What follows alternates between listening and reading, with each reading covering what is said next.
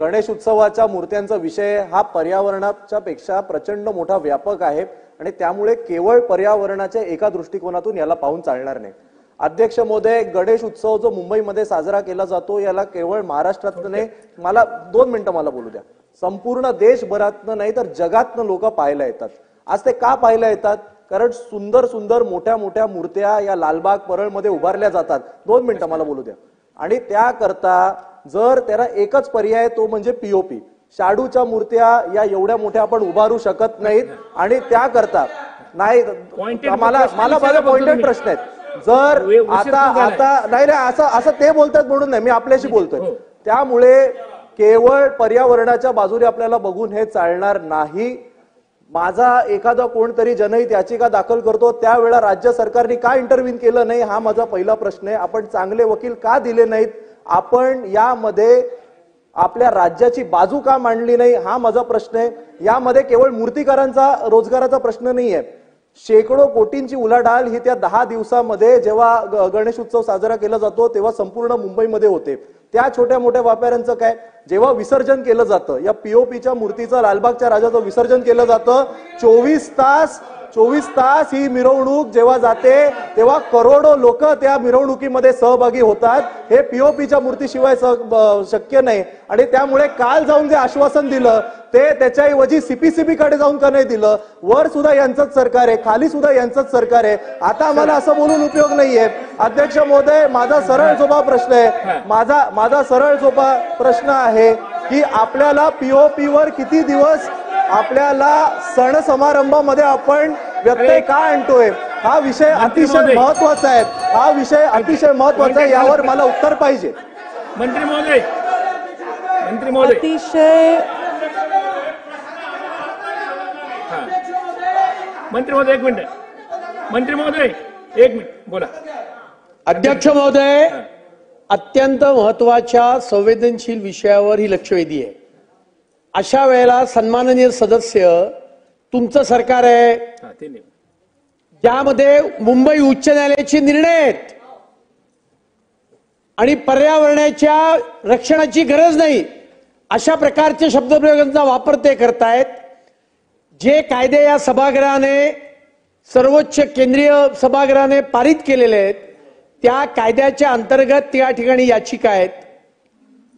मला वाटतं त्यांचे सगळे उद्गार काढून टाकावेत, कारण ह्या केवळ राजकारण करण्याचं आहे। यांचे जेव्हा मुख्यमंत्री होते तेव्हा करोनाच्या काळामध्ये तुम्ही गणपतीच्या उंचीवर मर्यादा घातलीत, तेव्हा कुठे होतात तुम्ही? तेव्हा कुठे होतात? करोनाचा आणि गणपतीच्या मूर्तीच्या उंचीचा काय संबंध होता? सन्माननीय अध्यक्ष महोदय, सन्माननीय काय द्यायचं? तेच सांगते, काय सांगायचं?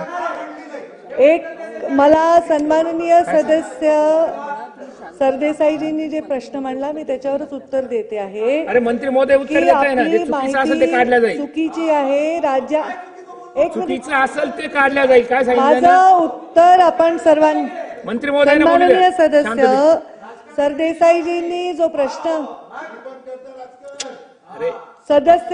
सन्माननीय सदस्य सरदेसाईजींनी जे म्हणलं, मला हेच सांगायचंय की त्यांनी जे म्हणलं की आपण कुठल्याही प्रकारचा संवाद केला नाही, हेच मला सांगायचंय। असं नाही, त्या तत्कालीन मुख्यमंत्र्यांनी 17 मे 2023 रोजी बैठक देखील घेतली।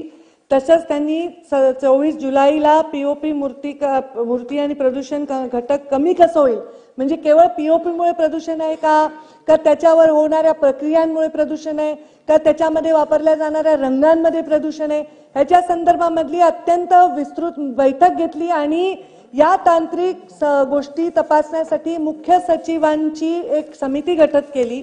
या समितीने देखील ते 24 ऑगस्ट 23, 6 नोव्हेंबर 23 आणि आता बैठका घेतल्या आणि 6 मार्च 25 म्हणजे आता आम्ही केंद्रीय प्रदूषण बोर्डालाही आम्ही याच्यामध्ये अभिप्राय मागवलेत आमचं म्हणणं मांडून।